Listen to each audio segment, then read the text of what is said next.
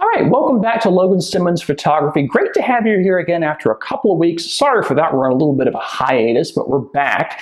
And today I want to talk about my Lightroom CC workflow, how I do things, why it works for me. And so you can see if it's something you'd like or maybe you do things differently. But before we get into it, make sure you subscribe to the channel where you'll see a lot of photography tutorials here about once a week or so, depending on scheduling. And after you watch the video, if you do hit that like button, comment down below, let me know what you think about your workflow or what you think about the video and so forth. So I'm going to go ahead and show you my screen, and it is just basic gray right now. And the reason for that is I want to point out this folder. Imagine here as if we were just come back from a shoot and we have downloaded pictures to the computer. Now, of course, you could go into Lightroom and add pictures directly from a memory card, but I don't do that, and here's why. So I've copied them here into this folder. I've just done, and this is when we're recording the video, August 26th. And I just, for our purpose, this is demonstration, but I put 5 files, in fact, from an iPhone actually, but of course you could do RAW files, what have you. The first thing I like to do is actually upload my photos to a backup service. So in my case, I use Amazon Photos, but you could use any variety of services. I upload things manually, but of course you could. If many services have a folder on your computer that automatically syncs. I don't do that because I've kind of done this before and I just find this easier. So I've got Amazon Photos open. All I got to do, I drag the photo here, and I'm going to put it in my pictures folder, hit select, and it's going to start uploading right away, which in this case will take very little time because just 5 photos there. Then I'm going to go into Lightroom here. Now this is Lightroom CC. This is not Lightroom Classic. I've never liked it. In fact, you can watch my video up there as opposed to why I don't use Lightroom. Of course, it's comparing it to Camera Raw. I've actually switched over to Lightroom CC. In fact, there's another video explaining why I made that change. You can click up there too. So quick 2 little cards there for on YouTube. You can watch those. But this actually, well, when you add a picture to Lightroom CC, it will upload your photos to the Adobe cloud. So I can access these photographs on my computer here. I can access them on my smartphone, tablet if I had one. I could even access it from inside a web browser. There's a version of Adobe Lightroom that will actually run in a web browser, and you can access everything here.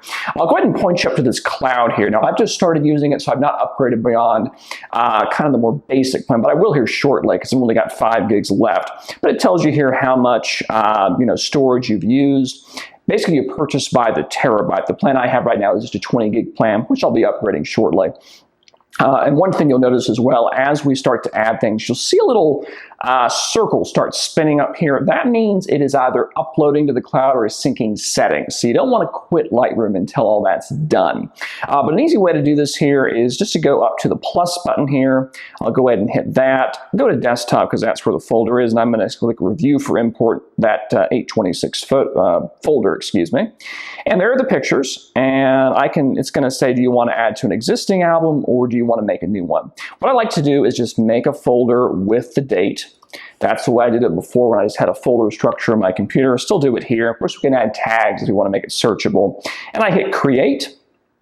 And, oh gosh, it's going to tell me that I already added the photographs. So one quick little thing there, it's very smart and knows they've already had the photographs in here. So you know what? Let's imagine I hit add photos, and they'll go ahead and get synced. Let's actually go to where the photos are, which are actually in this folder right over here.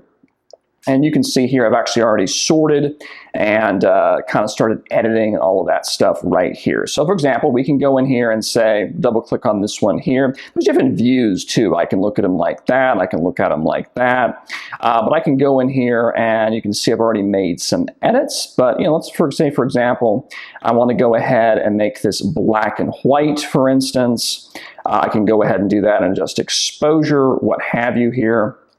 Fairly easy to do. In fact, if you haven't seen kind of the workflow there of how this works, you can click up there on YouTube and watch kind of how I do these specific edits here. So I'm going to just go ahead and do I've already edited this photo, so I'm going to do a very quick +1 contrast, which won't even be noticeable. And I'm going to click away, and as soon as you do that, you see that little spinning circle? That means there that it actually is uploading those settings or updating them to the Adobe Cloud. So that's basically my workflow. I can go ahead and here and star these, and basically the way you do that, you just go down here. I can say, make that a 4-star, make it a 5-star, what have you, fairly easy.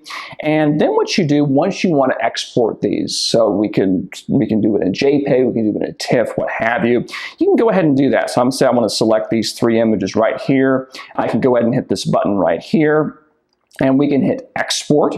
And of course I could do a TIFF, I could do a JPEG. I don't know why you'd want to do DNG RAW, but you could go ahead and do that. And of course I can adjust quality here and so forth. So fairly easy right there. I can also edit in Photoshop. That is an option right there. So if I were to click that button, it would go ahead and bring it into Photoshop there. I could make my edits, and then I would hit save. It would actually bring it back into Lightroom that way. And there'll be some different versions as well. So fairly easy. I really think this is the future, doing Lightroom Cloud this way, because you don't have to worry about running out of storage space. You always have your photos backed up to Adobe, which is presumably going to be more reliable than your local hard drive or maybe backup hard drives you have laying around. But knowing that there is that slim chance something catastrophic could happen at Adobe. I do back up to Amazon Photos, but I just do that for the original file. So unfortunately, I'm not going to have my edits, but at least, if something catastrophic happens, I can go back in there and still access those old photographs, the originals up there. I will say, if you do decide to cancel your Adobe Creative Cloud subscription, there is a way to download everything from their servers, which would probably take a long time, but it is an option there. So that's basically my workflow and how it works. You can see there I've got everything starred there, fairly easy. So, what do you think? Is this a way that you like to do things here? Or do you use like the old Lightroom Classic and back up to an external drive? Or what is it that you do? Let me know down there in the comments, and definitely appreciate you watching Logan Simmons Photography and this short video here today. And you have a good one. Bye-bye.